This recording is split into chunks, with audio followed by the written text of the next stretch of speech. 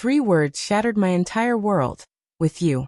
One phone call, one revelation, one truth. Suddenly, everything I thought I knew about love and trust crumbled to dust. If you've ever wondered what it feels like to have the person you trust most rip your heart from your chest, stay with me for the next 10 minutes. What I'm about to share is not just a story, it's a descent into betrayal that will haunt you. Before I begin, hit that subscribe button and tap the bell so you don't miss more stories like mine.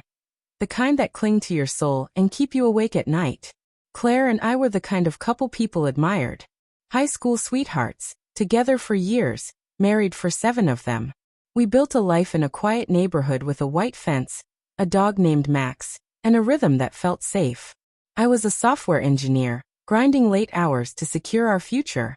She worked as a freelance graphic designer, her creativity and laughter making every space brighter. We had Friday night dates at our favorite Italian restaurant, swapped sarcastic comments about bad movies, and carried inside jokes no one else could understand. I thought what we had was unbreakable. We'd survived storms, miscarriages, financial struggles, my father's long battle with cancer, and every time, we leaned on each other and came out stronger. Or so I believed. About half a year ago, the cracks began to show. Claire grew distant. Her phone, once left casually on the couch, now had a lock. She'd slip into another room to take calls, whispering that they were work-related. She bought a perfume I'd never smelled on her before, sharp, bold, foreign. Sometimes I'd catch her staring out the window, her expression unreadable. When I asked, she'd brush it off, saying she was just tired. I wanted to believe her. But doubt gnawed at me like a shadow I couldn't shake.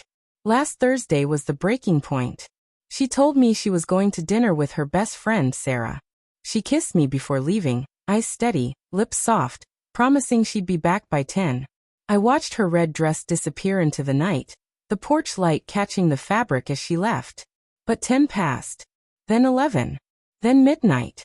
My calls went unanswered, my texts ignored. Panic rose in my chest. Was she safe? Or was something else happening? I dialed Sarah. Hey, is Claire with you? Her response froze me. Claire? No, I haven't seen her tonight. Why? The walls closed in. She wasn't with Sarah. Then where was she? Why lie? My mind spiraled. Was she hurt, or hiding something? I turned to our shared laptop, desperate. Nothing in her emails except invoices and client chatter. Then it appeared, an alert from a hotel booking app. A room at the Grand Meridian downtown, paid with her card. 4-2. My stomach lurched. I grabbed my keys and drove straight there. The Grand Meridian gleamed with glass and gold. A place we had never been together. Walking into the lobby felt like walking into my own funeral. I showed the receptionist a photo of Claire, my voice trembling. Her face tightened with discomfort, but she nodded. She checked in an hour ago. With a man.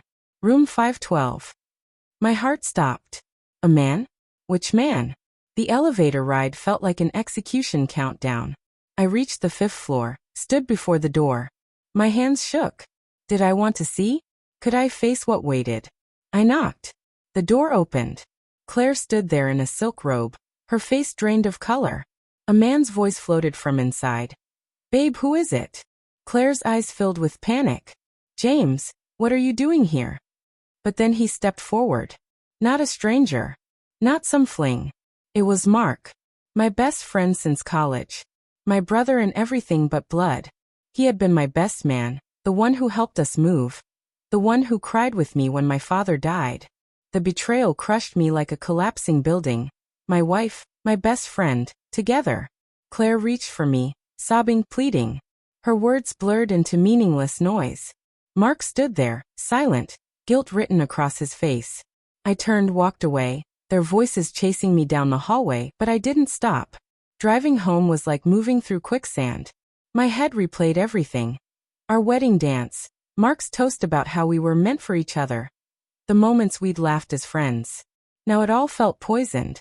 Back home, Max wagged his tail, but his warmth couldn't reach me. I sat at Claire's desk, staring at our wedding photo.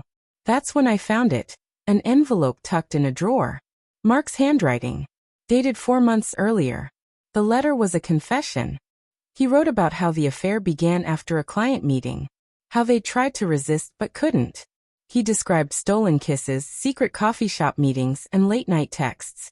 His words dripped with passion and betrayal. He begged her to leave me, to start a new life with him.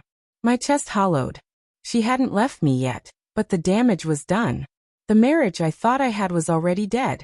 Sleep never came that night. I sat in the dark, replaying every memory, every clue I had ignored. Then I remembered something strange. Weeks ago, Claire's phone had died while she was away on a work trip. She borrowed mine to make a quick call, stepping outside. I hadn't thought about it then, but now it burned in my memory. I pulled up our phone records. There it was, a number I didn't recognize. With trembling hands, I dialed. A woman answered. Hello. This is James. I'm looking for Claire. Silence. Then, this is Emily.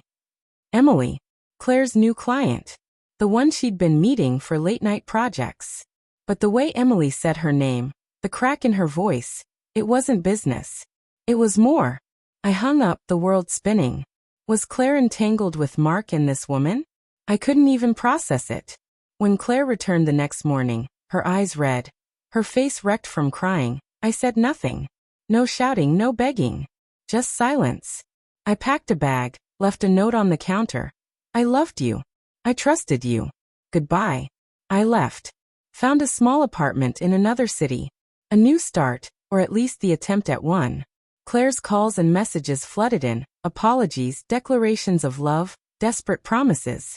Mark tried too, but I blocked them both. Once trust is destroyed, there's no rebuilding. Not really. The hardest part wasn't losing Claire. It was losing the illusion of who she was, the woman I thought I loved. Now I take slow steps toward healing. I walk Max through unfamiliar parks, take freelance coding jobs, force small smiles at strangers. I tell myself life moves on. But those 3 words, with you, still echo. They tore everything apart. Betrayal doesn't define you. It reshapes you, leaving scars that fade but never vanish. If you had made that call, if you had heard those words, what would you have done? Drop your thoughts in the comments.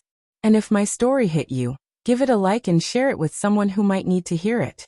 Don't forget to subscribe for more stories that will grab your heart and twist it in ways you won't forget. Until next time, be careful who you trust. And maybe, just maybe, keep an eye on those hotel bookings.